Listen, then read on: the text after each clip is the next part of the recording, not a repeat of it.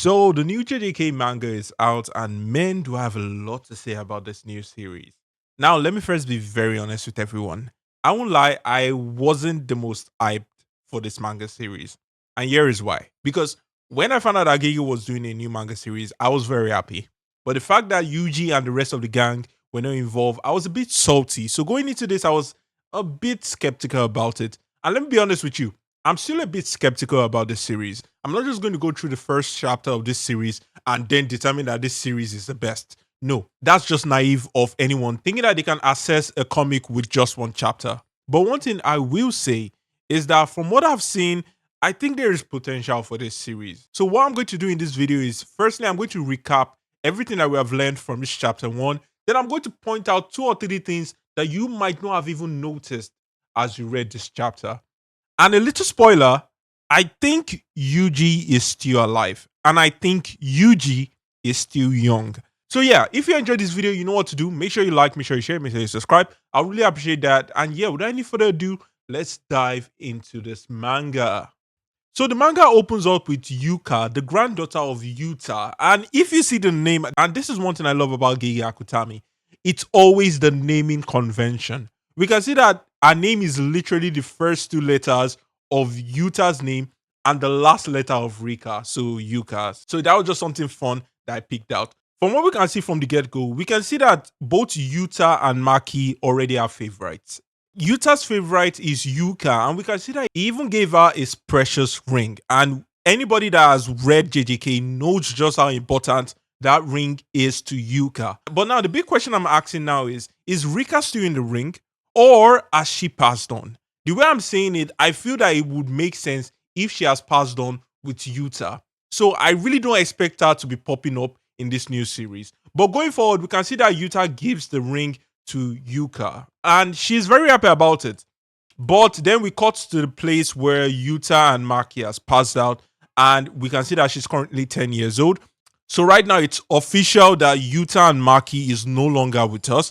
And the same can also be said for Megumi and Nobara. Because as much as I would love them to still be alive, I feel that at this point, old age would have definitely caught up with them. Now, are they alive or are they dead? I find that hard to believe. But Yuji is a big exception. And why do I feel Yuji is a big exception? Well, it's because of the fact that Yuji isn't really a borderline human being. And that is something that we really have to accept, because of the fact that Yuji is actually a cursed vessel. Now, the question is, do they age normally? And that's the big question. And that's the reason why I feel that Yuji might still be alive, and Yuji might not even be old. Maybe Yuji might even be in his prime. Because we have to understand, Yuji was originally supposed to be a vessel for Sukuna, meaning that Yuji is anything but normal. We have to understand that Yuji also hates his brothers, making him far from being a human being. So I have a feeling that Yuji is going to make a cameo in this particular series. So we cut to the next pan where the Gojo clan has agreed that Yuka will have to hand over the ring to our brother Tsurugi. And it's kind of crazy because we can see that Gege is trying to set up a little bit of drama going on between the 2 siblings. And I really like where this is going, because this will create more plot and this will probably create more drama as the series continues to unfold. But then we are introduced to Tsurugi, and honestly speaking, he really does look like Yuta. And one thing we do know is that he does have a form of heavenly restriction. And that's the reason why they feel that he would do better with the cursed ring. And then we are introduced to Maru, the alien. And one thing everyone can notice is the bandage on his forehead. So does that relate to the Infinity? I find that hard to believe. I don't think that's the situation. I think that that's something entirely different, but there's something I want to draw your attention to. If you notice, Usami is also part of the team. Usami is actually the one leading them. And who is Usami, you might ask? Well, actually, Usami is actually the unseen grade 1 Jujutsu sorcerer that was mentioned in chapter 253. Now, the big question I'm asking everyone is, are they the same individual? Because if they are the same individual, then the follow-up question is, how is he still young when Yuta is already old and when Maki are already old? So that's the question. So going forward, we really don't know if this is an entirely different person who just happens to have his name, or both of them are actually the same individual. And this is something I'm actually looking forward to, because if both of them are the same individual, then it shows that there are a lot of people that have been able to keep their youth, using one form of technique or another. And that might open the door to people like Megumi or Nobura actually still being alive at this particular period.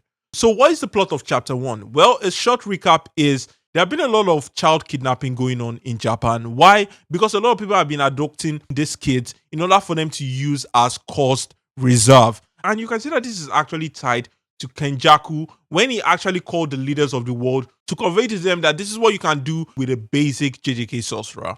So it actually makes sense that something like this would definitely happen. Now, the reason why I don't want to explain the whole thing is because I also want you, the audience, to read it. Because honestly, this is actually a good way to start the series. There are a lot of mysteries going on. And one thing at the end of the chapter is that we can see on Muri's forehead, there is actually an eye. So that's the reason why we are thinking that is that actually related to Gojo or not. But generally, this is actually a very good start. There are a lot of things that are currently being set up in this initial chapter, and that will definitely change the way we see the series going forward. And one thing I want to add again in this chapter 1 is the panel 37, where Yuji and Gojo are talked about in the same panel.